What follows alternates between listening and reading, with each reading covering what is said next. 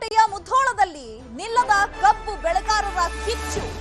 ಕಬ್ಬು ತುಂಬಿದ ಟ್ರ್ಯಾಕ್ಟರ್ಗಳಿಗೆ ಬೆಂಕಿ ಹಚ್ಚಿ ರೈತರು ಆಕ್ರೋಶವನ್ನ ವ್ಯಕ್ತಪಡಿಸಿದ್ದಾರೆ.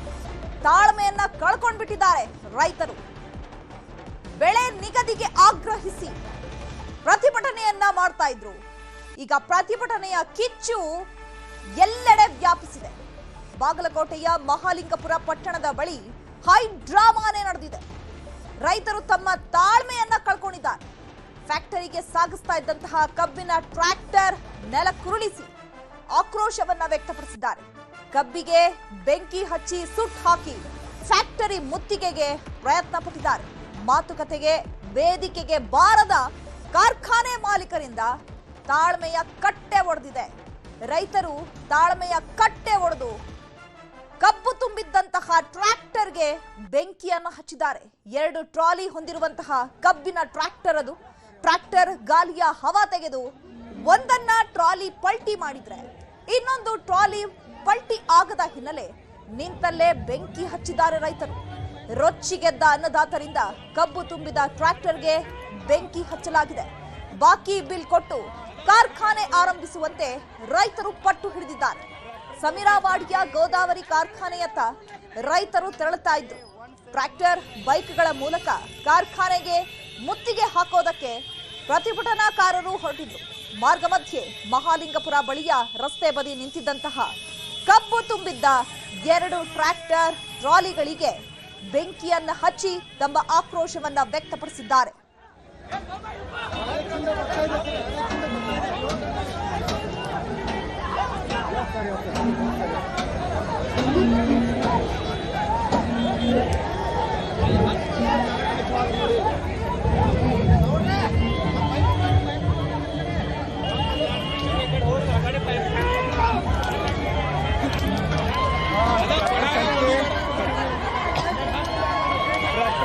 संख्या A49 TA1729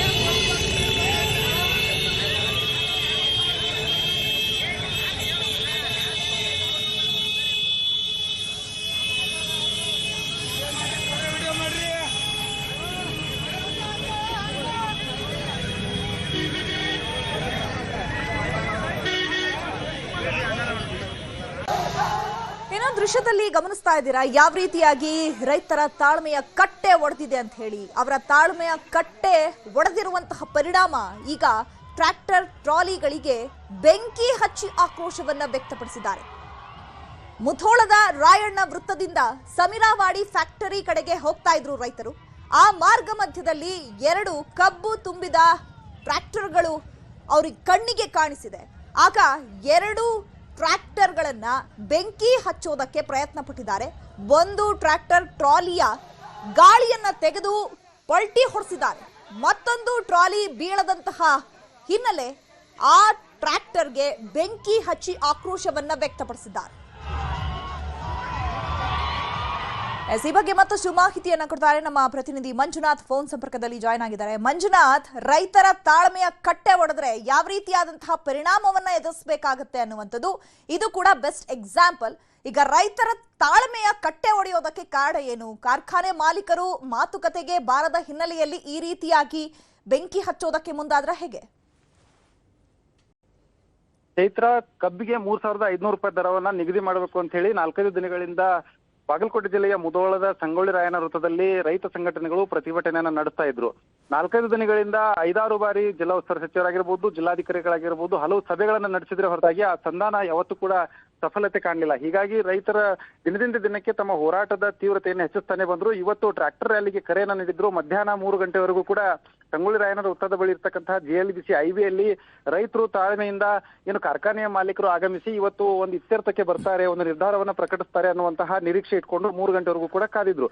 ಆದ್ರೆ 3 ಗಂಟೆ ಆದ್ರೂ ಕೂಡ ಯಾವುದೇ ಸಕ್ಕರೆ ಕಾರ್ಖಾನೆ ಮಾಲೀಕರು ಆ ಒಂದು ಸ್ಥಳ ತಮ್ಮ ನಿರ್ಧಾರವನ್ನ ಪ್ರಕಟಿಸದೆ ಮೊಂಡತನವನ್ನ ಪ್ರದರ್ಶನ ಮಾಡಿದ್ದಕ್ಕಾಗಿ ಮಧ್ಯಾಹ್ನದ ವೇಳೆ ಈ ಒಂದು ರೈತರ ಆಕ್ರೋಶದ ಕಟ್ಟೆ ಒಡೆದಿದ್ದೇನೆ ಅಂತ ಹೇಳ್ಬೋದು.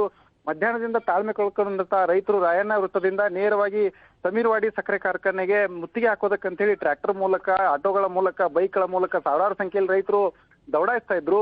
ಈ ಒಂದು ಸಂದರ್ಭದಲ್ಲೇನೆ ಏನು ಮಹಾಲಿಂಗಪುರ ಬಳಿ ಇರ್ತಕ್ಕಂತಹ ಸಂಗಾನಟ್ಟಿ ಕ್ರಾಸ್ ಬಳಿ ರಸ್ತೆ ಬದಿಯಲ್ಲಿ 2 ಟ್ರ್ಯಾಕ್ಟರ್ ಟ್ರೈಲರ್ಗಳು ಕಬ್ಬು ಲೋಡ್ ಮಾಡ್ಕೊಂಡು ನಿಂತಿತ್ತು. ಅದು ICPL ಫ್ಯಾಕ್ಟರಿಗೆ ಏನು ಸರಬರಾಜು ಆಗ್ಬೇಕಾಗಿದ್ದಂತಹ ಕಬ್ಬು. ಆ ಒಂದು ಕಬ್ಬಿನ ಟ್ರ್ಯಾಕ್ಟರ್ನ ನೋಡಿದ ತಕ್ಷಣ ರೈತರು ಅದನ್ನ ರಸ್ತೆ ಬದಿಯಲ್ಲೇ ಅದರ ಟೈರ್ನ ಅಂದ್ರೆ ಗಾಳಿಯನ್ನ ತೆಗೆದು ಕೆಡುವ ಪ್ರಯತ್ನ ಮಾಡಿದ್ರು.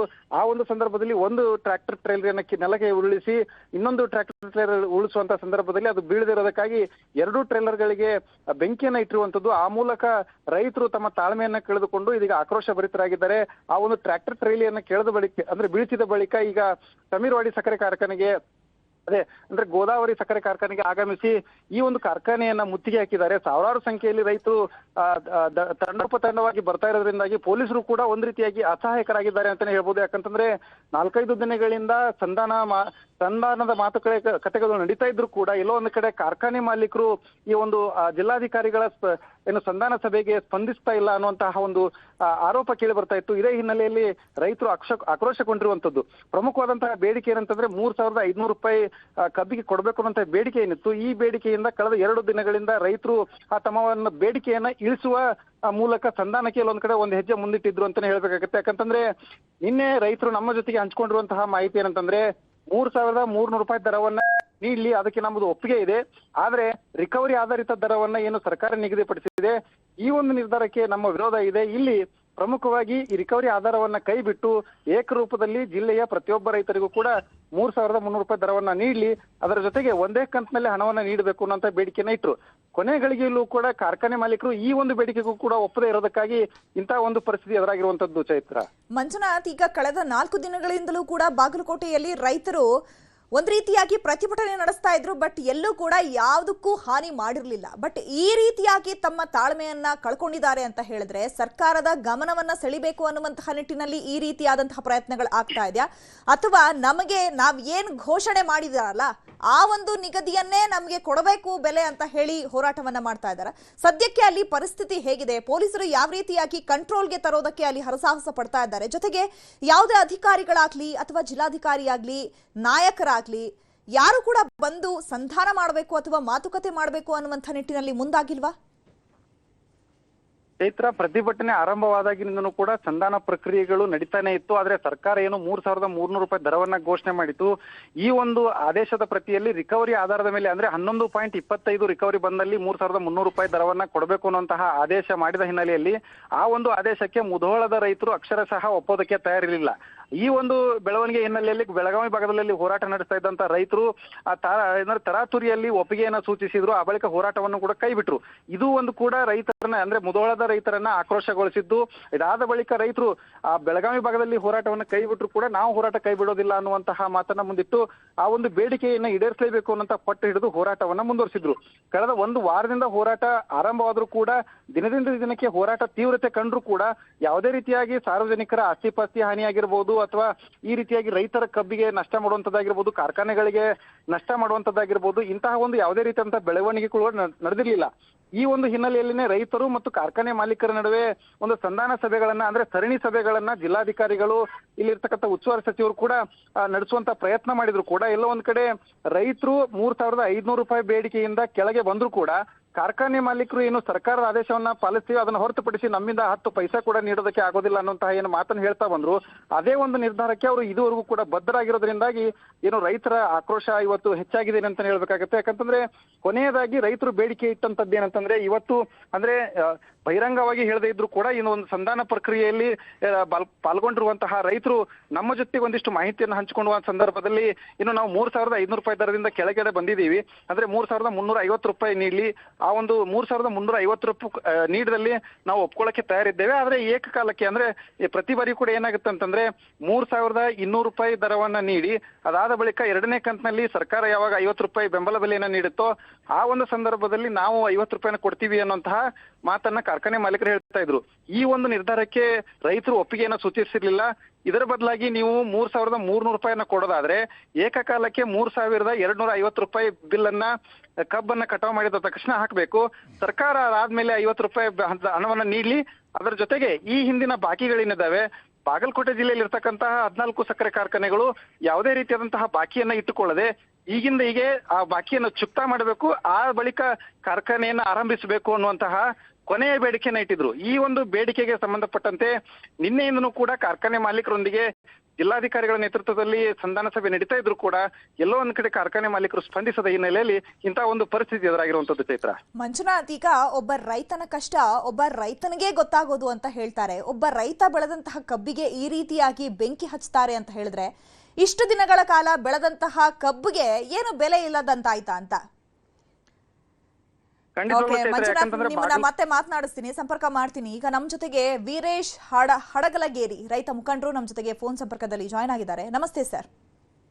ನಮಸ್ತೆ ಮೇಡಮ್, ಹೇಳಿ ಸರ್. ಈಗ ಬಾಗಲಕೋಟೆಯಲ್ಲಿ ಯಾವ ಪರಿಸ್ಥಿತಿ ಇದೆ ಅಂತ ನಿಮ್ಗೂ ಗೊತ್ತಿದೆ, ನಮಗೂ ಗೊತ್ತಿದೆ. ರೈತರು ಕಳೆದ ಒಂದು ವಾರದಿಂದನೂ ಕೂಡ ಪ್ರತಿಭಟನೆಯನ್ನ ಮಾಡ್ತಾ ಇದ್ದಾರೆ. ಸೊ ರೈತರ ಮನವಿ ಏನಿದೆ, ಬೇಡಿಕೆಗಳು ಏನಿದೆ, ಜೊತೆಗೆ ಇವತ್ತಿನ ಈ ಪರಿಸ್ಥಿತಿ ಇದೆಯಲ್ಲ, ಕಬ್ಬಿನ ಬೆಳೆಗೆ ಬೆಂಕಿ ಹಚ್ಚಿರೋದು, ಅದು ಎಷ್ಟು ನಿಮ್ಮ ಪ್ರಕಾರ ಸರಿ ಅಂತ ಅನ್ಸುತ್ತೆ?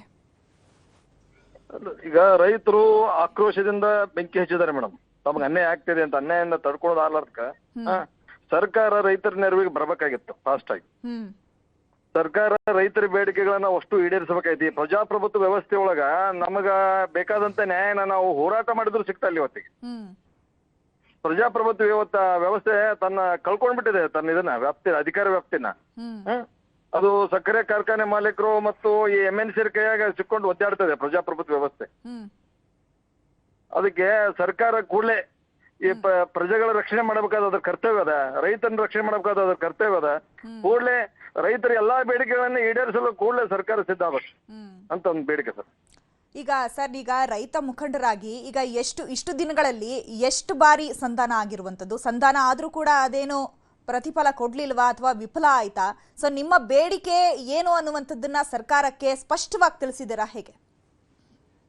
ಇಲ್ರಿ ಮೇಡಮ್, ಅದ್ರ ಮತ್ತೆ ಬೇಡಿಕೆಗಳನ್ನ ಎಲ್ಲ DCR ಮುಖಾಂತರ ಎಲ್ಲರ ಮುಖಾಂತರ ಸಲ್ಲಿಸಿದ್ದಾಗಿದೆ. ಸರ್ಕಾರ ರೈತರ ಏನ್ ಬೇಡಿಕೆ ಅದರ ಸಮರ್ಪಕವಾಗಿ ಅದಕ್ಕೆ ಬಗೆಹರಿಸಕ್ ತಯಾರಿಲ್ಲ. ಕಾರ್ಖಾನೆ ಮಾಲೀಕರು ಒತ್ತಡಕ್ಕೆ ಬೀಳ್ತಾ ಇದೆ. ಕಾರ್ಖಾನೆ ಮಾಲೀಕರು ಬಾಕಿ ಹಣವನ್ನ ಸಹ ಕೊಟ್ಟಿಲ್ಲ ಅನ್ನುವಂತಹ ಮಾಹಿತಿ. ಹೌದು ಸರ್, ಕಾರ್ಖಾನೆ ಮಾಲೀಕರು ಬಾಕಿ ಹಣನೂ ಕೊಟ್ಟಿಲ್ಲ. ಕಾರಣ ಏನಪ್ಪಾ ಅಂದ್ರೆ ಅವ್ರು ರೈತರ ಯಾರು ಕೇಳೋರಿಲ್ರಿ ಮೇಡಮ್. ರೈತರಿಗೆ ಪರವಾಗಿ ಯಾರು ಒಬ್ರು ಸರ್ಕಾರದೊಳಗ ಯಾವೊಬ್ಬ ಪ್ರತಿನಿಧಿಯು ಸರಿಯಾಗಿ ರೈತರ ಸಮಸ್ಯೆ ಬಗೆಹರಿಸಬೇಕಂತ ಇಚ್ಛಾಶಕ್ತಿ ಅವನು ಹೊಂದಿಲ್ಲ ಅಲ್ಲಿ. ಈಗ ಅವರು ಕಾರ್ಖಾನೆ ಒತ್ತಡಕ್ಕೋ ಯಾವ್ದೋ ಇನ್ಯಾವ ಆಮಿಷಕ್ಕೆ ಒಳಗಾಗಿಯೋ ಎಲ್ಲರೂ ಅವ್ರ ಪರವಾಗಿ ಇದ್ದಾರೆ, ಕಾರ್ಖಾನೆ ಪರವಾಗಿ ಇದ್ದಾರೆ. ಅದಕ್ಕೆ ಸರ್ಕಾರ ಈಗ ರೈತರನ್ನ ಬೇಡಿಕೆಯನ್ನ ಮತ್ತು ರೈತರು ಏನ್ ಬೇಡಿಕೆ ಇಟ್ಟಾರೋ ಅದನ್ನ 100% ಅವ್ರೆಲ್ಲಾ ಬೇಡಿಕೆಗಳನ್ನ ಈಡೇರಿಸ ಮುಂದಾಗದೇ ಇದ್ರೆ ಸರ್ಕಾರ ಮುಂದಿನ ದಿನಮಾನೊಳಗೆ ಅದನ್ನ ರೈತರ ತಕ್ಕ ಪಾಠ ಕಲಿಸೋರು ಅಂತ ಹೇಳ್ತಾರೆ. ಸರ್, ಈಗ ನೀವು ಏನ್ ಬೇಡಿಕೆ ಇಟ್ಕೊಂಡು ಪ್ರತಿಭಟನೆ ಮಾಡ್ತಾ ಇದ್ದೀರಾ ಅನ್ನುವಂಥದ್ದು ಎಲ್ರಿಗೂ ಗೊತ್ತು. ಆದ್ರೆ ಈಗ ಒಂದ್ ಮಾತು ಹೇಳ್ತೀನಿ, ಒಬ್ಬ ರೈತನ ಕಷ್ಟ ರೈತನಿಗೆ ಅರ್ಥ ಆಗೋದು. ಅಂತದ್ರಲ್ಲಿ ಆ ರೈತ ಕಷ್ಟಪಟ್ಟೆ ಬೆಳೆದಂತಹ ಕಬ್ಬಲ್ವಾ ಅದು? ಆ ಕಬ್ಬಿಗೆ ಬೆಂಕಿ ಹಚ್ಚಿರೋದು ಎಷ್ಟು ಸರಿ? ಈಗ ಆತನಿಗೆ ಉಂಟಾಗಿರುವಂತಹ ನಷ್ಟವನ್ನ ಇಲ್ಲಿ ಯಾರು ಭರಿಸ್ತಾರೆ? ಅದೇ ಮೇಡಮ್, ಆಗ ರೈತನಿಗೆ ಕೋಪ ಬಂದಿದೆ, ನೋವಾಗಿದೆ. ಏನಪ್ಪಾ ನಾವ್ ಇಷ್ಟೆಲ್ಲಾ ಬೆಳೆದಿವಿ, ಇಷ್ಟೆಲ್ಲ ಕೈಗೆ ಬುದ್ಧಿ ಕೊಡ ಹೇಳ್ತಾರೆ. ಅದು 2 ಟ್ರ್ಯಾಕ್ಟರ್ಗಳನ್ನ ಈ ರೀತಿಯಾಗಿ ಒಂದು ಪಲ್ಟಿ ಮಾಡಿರುವಂತದ್ದು, ಒಂದು ಬೆಂಕಿ ಹಚ್ಚಿರುವಂತದ್ದು ಎಷ್ಟು ಸರಿ ಅಂತ ಅಂತೀರಾ ಸರ್? ನೀವೇ ರೈತರ ಮುಖಂಡರಾಗಿ ಯೋಚನೆ ಮಾಡಿದ್ರೆ. ಇಲ್ಲ ಮೇಡಮ್, ಅದು ಕರೆಕ್ಟ್ ಆಗಿದೆ. ಈಗ ಆ ತರ ಪಲ್ಟಿ ಮಾಡಿ ಬೆಂಕಿ ಹಚ್ಚಬೇಕಾರ ನಾವು ಹಿಂದಿನ ಕಾಲದಿಂದ ನೋಡಿ ಬಂದಾಗ ಮಾಡಿದಾಗನ ನ್ಯಾಯ ಸಿಕ್ಕಿದೆ. ಹಿಂದಕ್ಕೆ ಸ್ವಾತಂತ್ರ್ಯ ಹೋರಾಟ ಮೌನದಕ್ಕಿಂತ ಅದ್ರ ಹಿಂದೆ ಬ್ಯಾಕ್ ಪೇನ್ ಹೋರಾಟದ ಸಂಗ್ರಾಮ ಹೆಚ್ಚಾಗಿದಾವ. ಆ ಹೋರಾಟದ ಗಮನದಲ್ಲಿ ಇಟ್ಕೊಂಡು ಹೋರಾಟ ತೀವ್ರತೆ ಆದಾಗ ಸರ್ಕಾರ ಬಗ್ಗುತ್ತನ್ನುವಂತ ಆಲೋಚನೆಗೆ ಫ್ಯಾಕ್ಟರಿ ಪಲ್ಟಿ ಆಗೋದು ಉರಿ ಹಚ್ಚೋದು ಮಾಡ್ತಾ ಇದಾರೆ. ರೈತರು ಆಸ್ತಿ ಹಾನಿ ಮಾಡೋದ್ರಿಂದ ನಿಮಗೆ ನೀವೇನ್ ಅನ್ಕೊಂಡಿದ್ದೀರಾ ಅದು ಸಾಧನೆ ಮಾಡಬಹುದು ಅನ್ನುವಂಥದ್ದು ನಿಮ್ಮ ಅರ್ಥ? ಹೌದು ಮೇಡಮ್, ಕ್ರಾಂತಿಕಾರಿ ಆದ್ರೂ ಅದಕ್ಕೆ ಇವತ್ತಿನ ನಾಳೆ ದೊಡ್ಡ ಬೆಲೆ ಸಿಗ್ತದೆ. ಈ ದೇಶದೊಳಗೆ ಕ್ರಾಂತಿ ಇನ್ನೊಮ್ಮೆ ದೊಡ್ಡ ಮಹಾಕ್ರಾಂತಿ ಆಗುವವರೆಗೂ ಸಮರ್ಪಕವಾಗಿ ನ್ಯಾಯ ಸಿಗಲ್ಲ ಮೇಡಮ್. ಯಾರಿಗೂ ಅನಿಸ್ತಾ ಇದೆ. ಇವತ್ತಿನ ನೋಡಿದ್ರೆ ಮೊದಲಿನ ನೋಡಿದ್ರೆ ಈಗ ರೈತರ ಮೇಲೆ ರೈತರ ಸ್ಟ್ರೈಕ್ ಹೋದಾಗ ಗೋಲಿಬಾರ್ ಆಗ್ತಿದಾವ, ರೈತರು ಸ್ಟ್ರೈಕ್ ಮಾಡಕ್ ಹತ್ತುಗಳನ್ನ ಲಾಠಿ ಚಾರ್ಜ್ ಆಗ್ತಿದಾವ. ಇದನ್ನೆಲ್ಲ ನೋಡಿದ್ರೆ ಈಗೆಲ್ಲೋ ಮನೆಗೆ ಒಬ್ಬ ರೈತ ಬೀದಿಗೆ ಬಂದು ಕ್ರಾಂತಿಕಾರಿ ಹೋರಾಟ ಮಾಡಿದಾಗ ನಮಗ ಅನ್ಕೊಂಡಂಗೆ ಸಮರ್ಪಕ ನ್ಯಾಯ ಸಿಗ್ತಾವ. ಇವತ್ತಿನ ದಿನಮಾನ ಹೋರಾಟಗಳಿಗೆ ಅವ್ರ ಸ್ಪಂದಿಸೋದು ನೋಡಿದ್ರೆ ನಾವು ಹೋರಾಟಕ್ಕೆ ಅನಿವಾರ್ಯತೆ ಅನ್ನುವಂತ ಪರಿಸ್ಥಿತಿ. ಥ್ಯಾಂಕ್ ಯು ಸರ್, ನ್ಯೂಸ್ 18 ಜೊತೆ ಮಾತನಾಡಿದಕ್ಕಾಗಿ. ನೋಡೋಣ, ನೀವು ಕೂಡ ಸರ್ಕಾರದ ಗಮನವನ್ನ ಸೆಳಿಬೇಕು ಅನ್ನುವಂಥ ನಿಟ್ಟಿನಲ್ಲಿ ನಿಮ್ಮ ಒಂದು ಪ್ರಯತ್ನಗಳನ್ನ ಮಾಡ್ತಾ ಇದ್ದೀರಾ. ಸೊ ನಾವು ಕೂಡ ಸರ್ಕಾರದ ಗಮನವನ್ನ ಸೆಳಿಬೇಕು ಅನ್ನುವಂಥ ನಿಟ್ಟಿನಲ್ಲಿ ಈ ಒಂದು ವಿಚಾರವನ್ನ ನೇರವಾಗಿ ಸರ್ಕಾರದ ಮುಂದಿಡ್ತಾ ಇದೀವಿ.